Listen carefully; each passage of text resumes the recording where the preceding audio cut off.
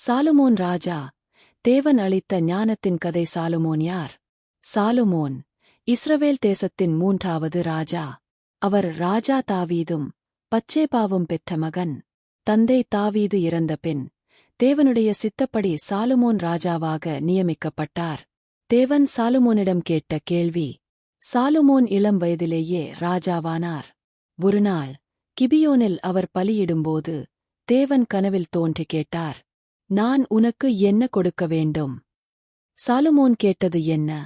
Solomon செல்வம், நீண்ட ஆயுள் அல்லது எதிரிகளை வெல்லும் வலிமை எதையும் கேட்கவில்லை. அவர் தேவனை நோக்கி சொன்னார், நல்லதை தீயதை அறிந்து இந்த ஜனங்களை நீதியாக நடத்த ஞானமும் அறிவும் எனக்கு கொடுக்கவும். இது தேவனுக்கு மிகவும் பிடித்தது. தேவன் கொடுத்த ஆசீர்வாதம். தேவன் சாலமோனிடம் சொன்னார், நீ கேட்ட ஞானமும் அறிவும் தருகிறேன். நீ கேட்காத செல்வமும் மகிமையும் தருகிறேன். உன்னைப் போலவும் உன்னுக்குப் பின்பும் யாரும் இருக்க மாட்டார்கள். சாலமோனின் ஞானம். 2 தாய்களின் கதை. ஒரு நாள் 2 பெண்கள் ஒரு குழந்தையுடன் ராஜாவிடம் வந்தார்கள். இருவரும், இந்த குழந்தை என் குழந்தை என்று சொன்னார்கள். சாலமோன் ஒரு வாளை கொண்டு வரச் சொன்னார். குழந்தையை 2ஆக வெட்டி இருவருக்கும் பகிருங்கள் என்றார். உண்மையான தாய் உடனே அழுதாள். வேண்டாம் ராஜாவே, குழந்தையை அவளுக்கே கொடுத்துவிடுங்கள். அப்பொழுது சாலமோன் சொன்னார், இவள்தான் உண்மையான தாய். இஸ்ரவேல் முழுவதும் சாலமோனின் ஞானத்தை பார்த்து பயந்தார்கள். சாலமோன் ராஜாவும் சிபா அரசியும். வேதாகமக் கதை. ஒருகாலத்தில் இஸ்ரவேல் தேசத்தை சாலமோன் ராஜா ஆட்சி செய்து வந்தார். தேவன் அவருக்கு அளித்த அறிவும் மானமும் உலகமெங்கும் புகழ்பெற்றதாக இருந்தது. சிபா அரசியின் வருகை. தொலைதூரமான சிபா தேசத்தின் அரசி சாலமோன் ராஜாவின் ஞானத்தைப் பற்றி கேள்விப்பட்டாள்.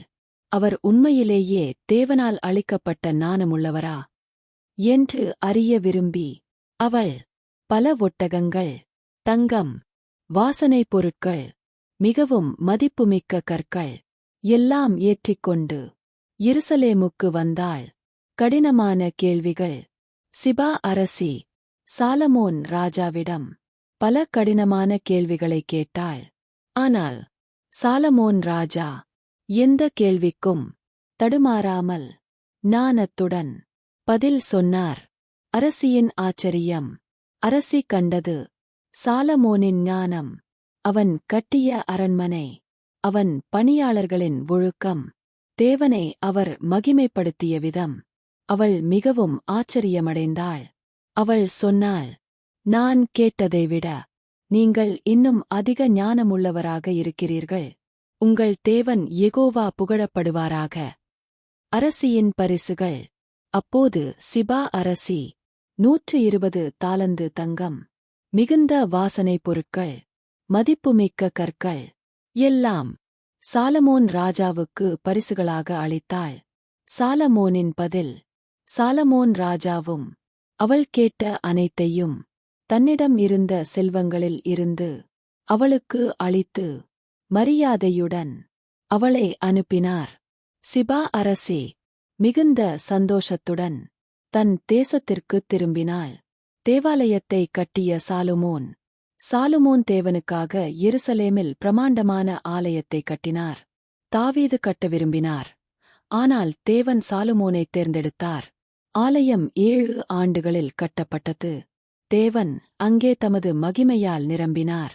சாலமோன் எழுதிய நூல்கள். சாலமோன் மிகுந்த ஞானம் பெற்றதால் பைபிளில் சில நூல்களை எழுதினார். நீதிமொழிகள், ப்ரொவெர்ப்ஸ், ஞானமான வாழ்க்கைக்கான அறிவுரை, பிரசங்கி, எக்லீசியாஸ்ட்ஸ், வாழ்க்கையின் உண்மை, உன்னத பாட்டு, சாங் ஆஃப் சாலமன், அன்பின் பாடல். சாலமோனின் தவறு. சாலமோன் பல வெளிநாட்டு பெண்களை மணந்தார்.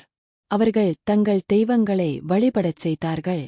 இதனால் சாலமோன் தேவனை முழுமையாக பின்பற்றவில்லை. தேவனுடைய கோபம் வந்தது. அவரது மரணத்திற்கு பின் ராஜ்யம் 2 பகுதிகளாகப் பிரிந்தது. இந்த கதையிலிருந்து நாம் கற்கும் பாடங்கள்.